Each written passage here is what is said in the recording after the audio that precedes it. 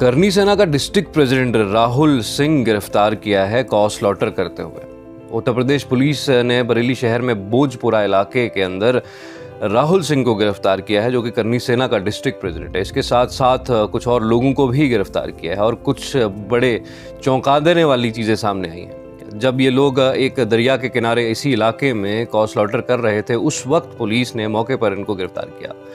मौके पर मौजूद थे देवेंद्र सिंह, अजय और मोहम्मद साद और अकरम। ये सब लोग मौके पर कॉ स्लॉटर कर रहे थे। उन कॉ स्लॉटर करते हुए इनको गिरफ्तार किया गया। कॉ स्लॉटर जब ये कर रहे थे, पुलिस जब मौके पर पहुंची और जब वहां पर इनको ये करते देखा तो पुलिस और इनके बीच में फायरिंग हुई। एक तरह का ब्रीफ एनकाउंटर हुआ। ब्रीफ एनकाउंटर के बाद यहाँ पर 3 लोगों को गिरफ्तार किया, जिसमें से देवेंद्र नाम का एक शख्स गिरफ्तार हुआ, साथ ही साथ मोहम्मद साद और अकरम नाम का एक शख्स को गिरफ्तार कर लिया पुलिस ने।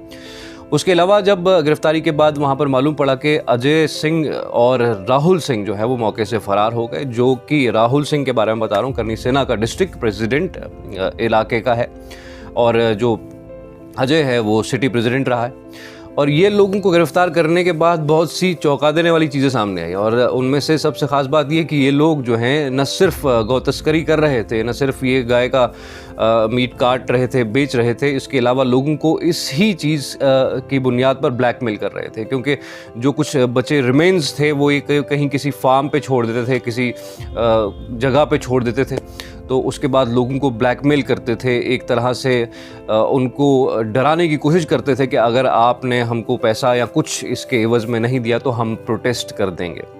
बहरहाल ये सब मैं आपको क्यों बता रहा हूँ, क्योंकि एक तरह का माहौल है जिस माहौल को हमको समझने की ज़रूरत है। देश दुनिया का लार्जेस्ट बीफ एक्सपोर्टर है, बार बार हम ये चीज़ें कहते हैं, लेकिन उसका खामियाजा सिर्फ एक तबके को क्यों भुगतना पड़ता है?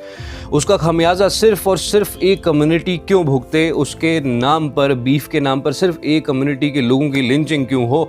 उनको क्यों डराया और धमकाया जाए, जबकि इस तरह के नेक्सस इस देश के अंदर चलते हैं? हालांकि इन खबरों को तूल नहीं मिलनी चाहिए थी, लेकिन मिलती नहीं है। और अनफॉर्चुनेटली आपको मालूम है कि ये खबर जो है अखबारों में कुछ एक छपी है, और अगर आप नेशनल मीडिया की तरफ देखेंगे या किसी भी और चैनल की तरफ देखेंगे तो आपको ये खबर देखने को, सुनने को नहीं मिलेगी। खास बड़ी खबर नहीं है, लेकिन हकीकत यही है। यहाँ पर बीफ का एक्सपोर्ट करने वाले या बीफ के कारोबार में जो लोग इन्वॉल्व हैं, ज़रूरी नहीं है कि उनका एक विशेष धर्म से रिश्ता, कनेक्शन है। जिस तरह से बनाया गया है कि एक धर्म से कनेक्शन है, एक धर्म से जो है उसका उस एक धर्म के लोग जो हैं वो सब काम कर रहे हैं या उस चीज़ पर पल रहे हैं।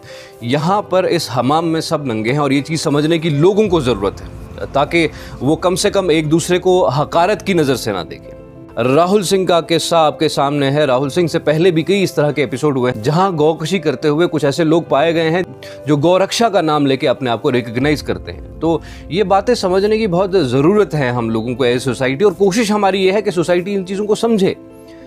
अगर आप इस नेक्सस को देखेंगे गौर से तो आपको समझ में आएगा यहाँ पर ये कोई धर्म की वजह से नहीं हो रहा, ये किसी धार्मिक आस्था को लेकर कोई किसी का कॉ स्लॉटर नहीं हो रहा, या कोई और किसी को सेंटीमेंट हर्ट करने को लेकर नहीं है। ये सब एक बिजनेस है और उस बिजनेस के आड़ में सेंटीमेंट्स का जो है वो खेल भी खेला जा रहा है।